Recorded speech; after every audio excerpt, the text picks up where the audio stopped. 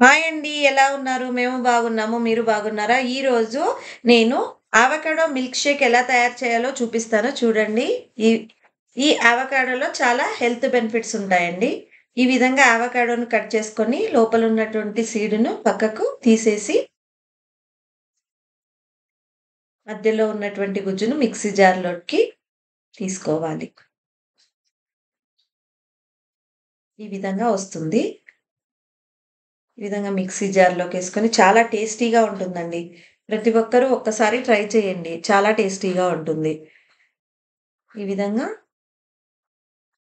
లోపలున్నటువంటి గుజ్జునంతాను తీసుకొనేసి mixie జార్‌లోకేసుకొని, దానిలోకి తగినంత షుగర్‌నేసుకోవాలి. షుగర్‌ని ఇష్టపడని వాళ్ళు బెల్లమైనా వేసుకోవచ్చు. లేదంటే హనీ వేసుకోవచ్చు.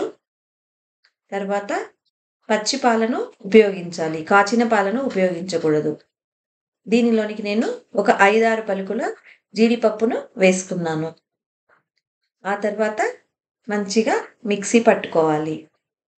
చూడండి ఈ విధంగా వచ్చింది. నేను ఇందులోకి ఇంకాస్త పాలను యాడ్ చేసుకొని, మంచిగా ఈ విధంగా ప్యూరీలాగా పట్టుకొని గ్లాస్‌లోకి ట్రాన్స్‌ఫర్ చేసుకున్నాను. ఇది చాలా టేస్టీగా ఉంటుంది. ప్రతి ఒక్కరు ట్రై చేయండి ఫ్రెండ్స్. బాయ్ అండి.